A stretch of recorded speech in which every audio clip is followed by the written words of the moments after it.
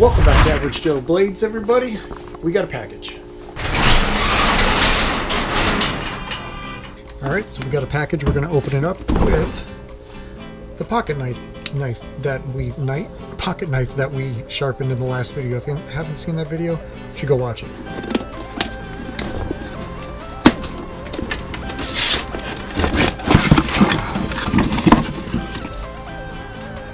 There she is, everybody.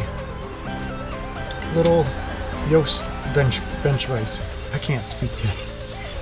I've seen tons of videos on these little guys, and apparently they're supposed to be really, really nice. So they do swivel 160, covered in grease, but they will do very well to hold any of my knives that I'm going to use to sand. And it's 4.5 inch, not too heavy, but yeah, should do nicely. I'm not going to bolt it down just yet, but only because I don't really know where I'm going to put it. But yeah, not too bad. So my dad and I actually put up this pegboard the other day. I have not hung anything on it, which I'll probably end up doing right now. But I did make a trip to my mom's house and ended up getting some tools. And I'll show you guys what I got. I know you guys can see the difference in size.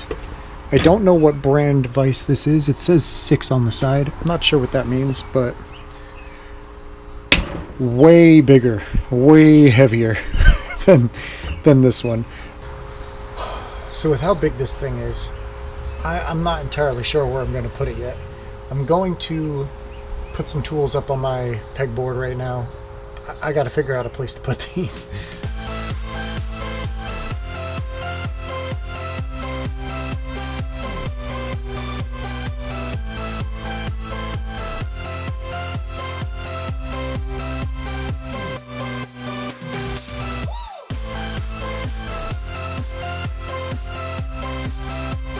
Alright, that's just about it for now. A lot of stuff probably doesn't need to be hung up like this, but it's making space in all these drawers that I'm using. It's kind of like a dresser I'm using for my workbench at the moment, but I'll need some space soon because of those guys. Alright, so I have everything hung up. I have my knife that I just finished making the other day clamped in here. I'm going to hand sand it if you guys want to watch that. So what I'm actually doing is trying to get all these grooves out here that aren't part of the wood or steel. They're most likely epoxy. Actually, they are 100% epoxy, but some of the steel that I haven't actually ground down perfectly, I'm sanding all that out and also rounding everything out as well, as I'm doing kind of like the shoe shine sanding there. And a cool little tip I got from Alex Steele, great source of information. He said basically to put duct tape on the back of your sandpaper while you're doing this. It gives it more textile strength for the sandpaper. I've been using painter's tape. It's been working pretty well, but I'm pretty sure duct tape will be better. So you can really hog down on it, but everything's been working out great. I haven't screwed down this, like I said before, just because I'm not sure exactly where I'm going to put either that big boy or this little guy here. Not sure where I'm going to put him yet, so I've just been holding it down with the clamp and more so my knee as I'm doing it. Making it a little bit harder, but still getting it done. I'll show you guys the finished product as soon as I'm done.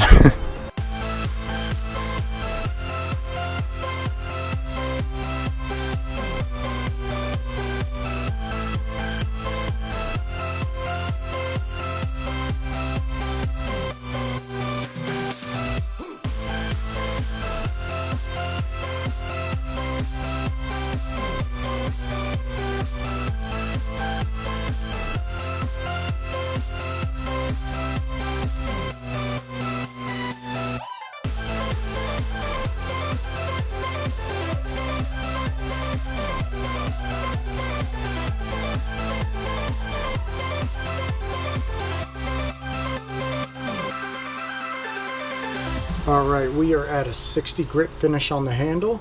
Vise has been working out great. Would it be better if it was bolted down? Yes. Has it been working out okay otherwise? Yes. Holding everything pretty tight. Sanded down basically everything. These are the kind of scratches and stuff I was talking about, so I'm close to getting all those out. And same on the back end side over here. Not too much of it left. Still got a little bit of ways to go. I am going to make a cup of coffee though and get right back to it. And then we shall oil the handle after everything's up to about a 400 grit, maybe a little bit over that, we'll see. And then I'll show you guys the finished product. All right, so next we're going from 120, then 180, 220, then 400. And I think I might stop there. I don't think I have any other sandpaper that's gonna be higher grit than that. Profile of the handle looks great. I do have some wood oil upstairs, which I'm going to grab after I'm done sanding everything, and that should make the wood pop a lot. But let's see how much more smooth, I guess, we'll get the wood with the rest of these grits. I also got my coffee.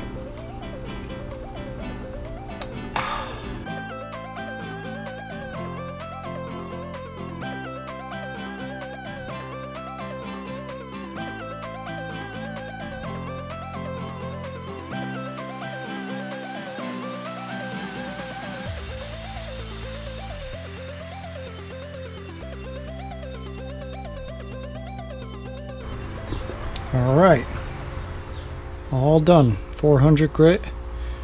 Everything's looking really good. You might wonder why I have this out. This is the only type of flat piece of steel that I have, other than that actually, which I actually might use instead. I was using this as an anvil. What I want to do is, hold on, let me show you. So what I want to do is touch mark it, and I know should have been doing that on the metal. And I do have this J, so what I kind of want to do is do it on the wood. I know that's probably sacrilege, but I'm going to try it and see how it works out, and I guess go from there.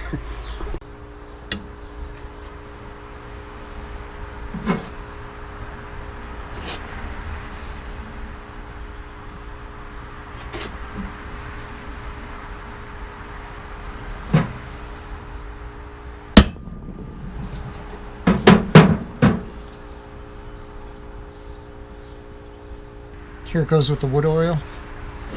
It sort of got on there. It's not terrible. It's not great. Let's do the oil now. This is just some random wood oil. I've used it before. I'm not sure if it's good or not, but I've used it before on a few handles.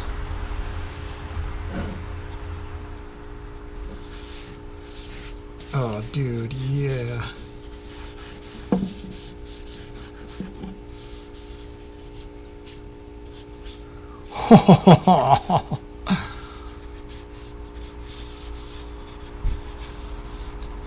Look at that. Before, after. Next time I'll do the touch mark on the actual blade. It's not terrible. You know. It's not the proper way of doing it, but it's not terrible.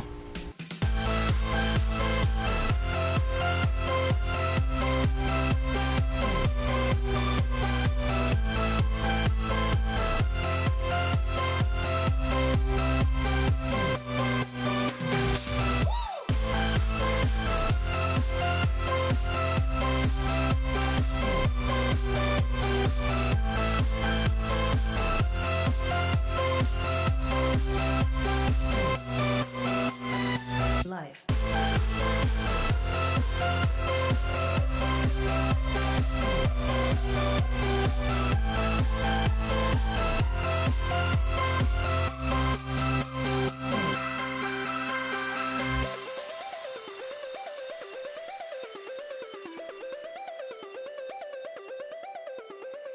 Alright guys, well that's it for this episode of Average Joe Blades. I'm pretty happy with how this came out. There's a few things I would like to change. There's a few scratches on the blades that I might be able to get out as well, but I've sanded it up to 400 grit and just couldn't get them out. So I'll probably do a better job next time of cleaning that up.